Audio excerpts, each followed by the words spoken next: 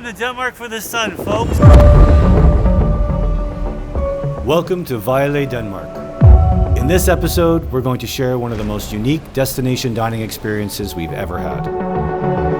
We're going to meet Daniel McBurnie, one of the friendliest chefs in the Nordics. We're filming. Eat food that comforts the soul. We've had many hugs tonight. And meet a team that makes you feel like family. This is restaurant Lyst.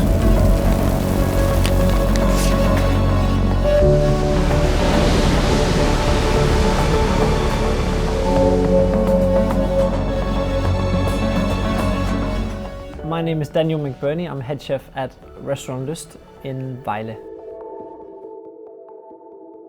So this is where the first piece of storytelling will begin, where the four elements are. We're going to explain a little bit about our concept. So it is the earth element, fire element, the wind element, and the water element. So today we have a focus on the earth element, and our water element have a lot of fish on the menu today. This is our Lyst notebook. To be at Lyst, it really needs to be cozy, and the Danish word called hyggeligt. We can just kind of track every single month that we've been open for, what has been special for us. That this little picture will be in here to forever. Look for the storm. Exactly, look for the storm. Little picture of our founder, Morten Kirk Johansen. A big part of why we're all here today. This is the circle bar. People are going to be looking at each other, and it's going to create this atmosphere where it's really open, and all the chefs are going to be standing in the middle, plating all the food. Water from Frunskilde, located in the forest. It's called Højgaard Forest. The house of Orange. There's the Granadis from 2014. The first little snack here, it's a sablé with Grand Fromage inside. Clean cheese made from Danish cheese called Gammelknæs. On top of this sablé we have rosemary and thyme and a bit of honey. Deep fried, kind of like tempura seaweed. In between the layers, like in a sandwich, you'll have some smoked hot roe, which we made an emulsion out of, with a little bit of fermented chili and egg yolk. One bite. Thank you. Enjoy. Thanks.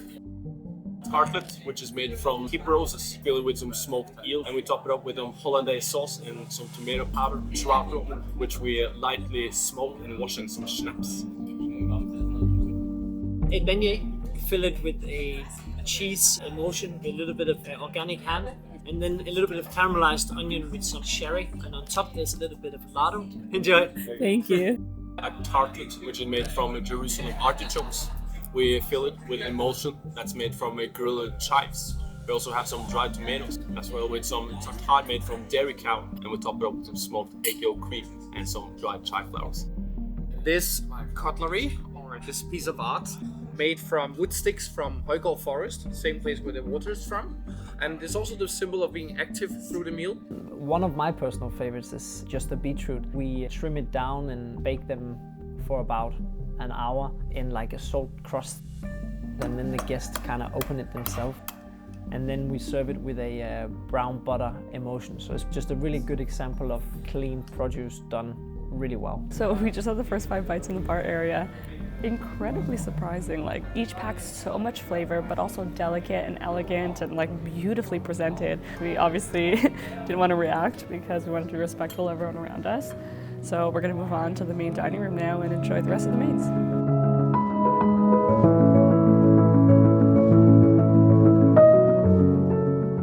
The blue represents the water, and then all these sails create the environment of all the sailboats.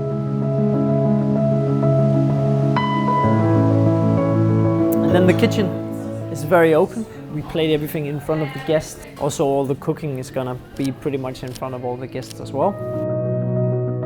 We give a little celebration to the water element.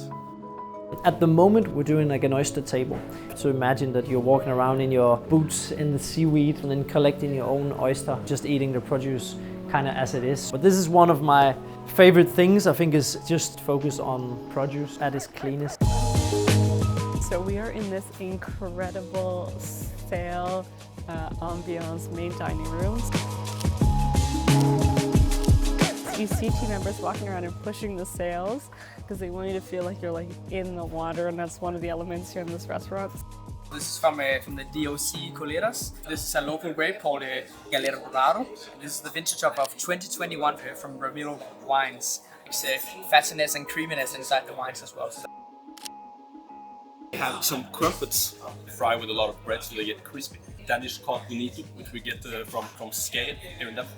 We serve them in 2 different varieties. Tartare that we season with some set mushrooms, and on top we have some sashimi pieces. And we top it up with some Lyst by caviar. That's some Danish caviar.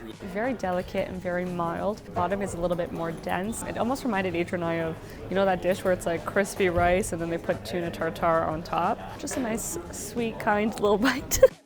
We got some white cabbage, grill it super hard so we get totally burnt, but on the inside you get all steamed and nice. Then we marinate them with some ramson oil, some dried ramson flowers, and then on top with cheese called the Westerhaus, which we burn so it gets melted and gooey, and then we top it up with a cheese sauce which is made from all the offcuts from the Westerhaus. It smells like burnt cheese in the best possible way.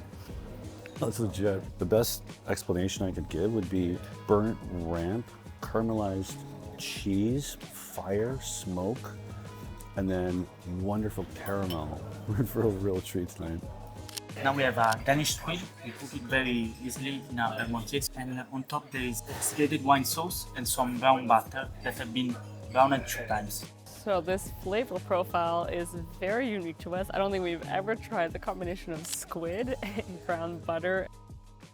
Something very light, but at the same time incredibly nurturing and homey and comforting to eat. Every one of these dishes so far is just like a big hug.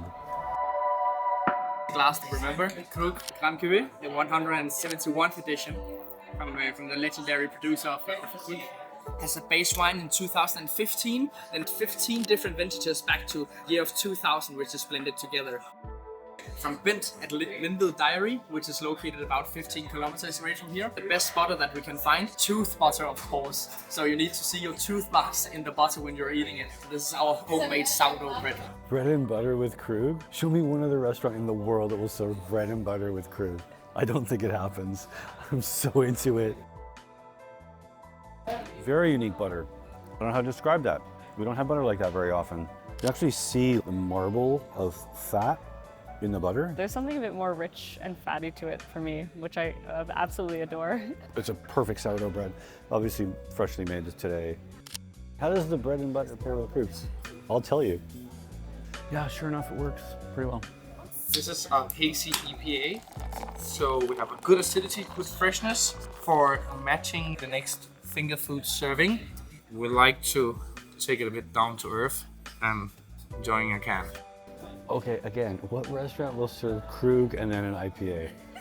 It's like my 2 favorite things for 2 totally different reasons, and you get them back to back.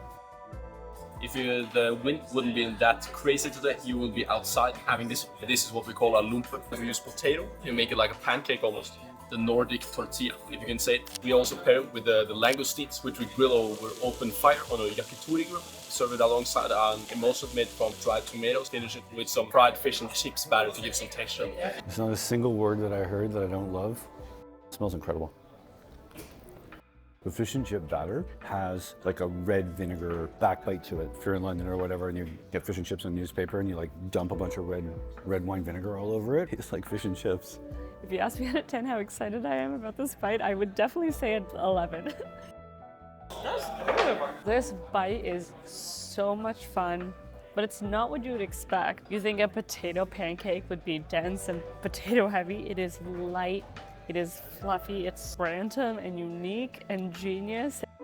A red grape, which is vinified into a white wine instead of. So this is Blanc de Pinot Noir from the Mancini family in Marca, in the eastern part of Italy. 50% new oak from Burgundy, 25% 2-year-old, and then 25% 3-year-old. What that creates is a beautiful, fatness, salty wine for the next 2 dishes that you're going to have. We bake the potatoes whole, a generous amount of butter, leeks, which we comfy. We take the peels and roast them off so they get to really, really crispy caramelized skins. And then we whisk it up so you get like a really nice airy foam. From Lyst is a producer, and it's in Vamdrup, so near Kolding, a little bit south from here. And it's our Lyst collaboration. This is the only Danish caviar there is on the market. This is the salt for the potato. All within 100 miles of here, which is pretty unique. It's another big hug. We've had many hugs tonight. Cannot complain about this dish in any way, shape, or form. Really, really funny elements to note. There's humming in the washroom.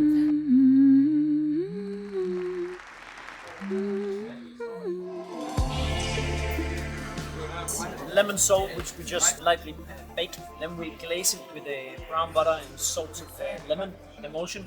A little bit of lemon thyme and some classic béarnaise sauce. It's like a béarnaise but based around 7 mushrooms. Yeah, so it's really comfy. Enjoy.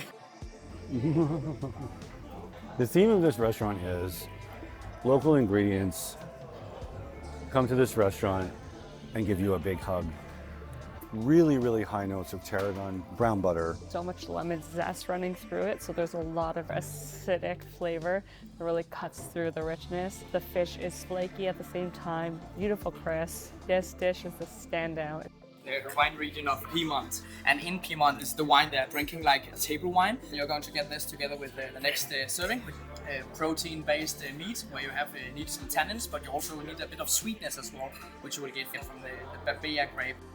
Amazing.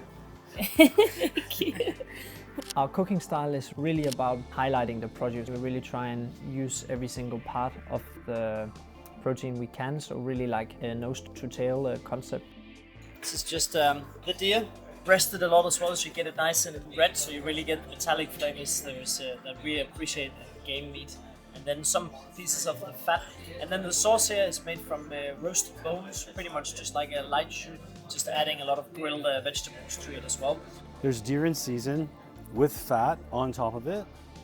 It's actually just a really lean meat. I mean, I think the beauty of this is probably in the preparation, the sauce, the extra fat, and the smoke. So this one is the cold kiss, an ice cream which we make around apple cider. And then there's a little bit of verbena and a little bit of mint in that.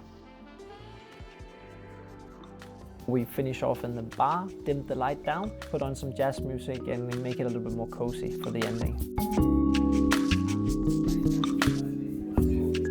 The first dessert of the evening, we have some caramelized honey in the bottom. We use some sheep yogurt sorbet in the center. We have some thyme oil. We have some bee bromide flowers, some lemon thyme shoots, and some sugared blue pineapple. Aronia juice to finish it off. It's a Nordic berry. It's almost like a sundae.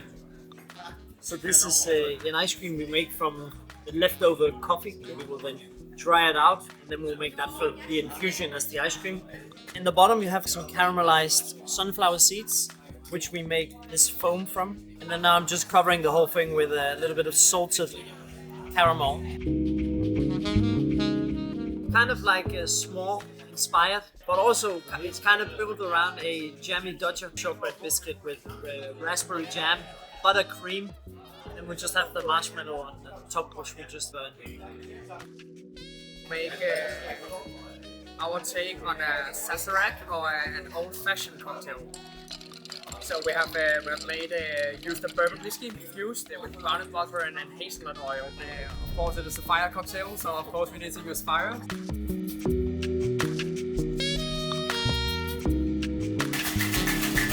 King of cucumber, so cucumber, dill, and gin.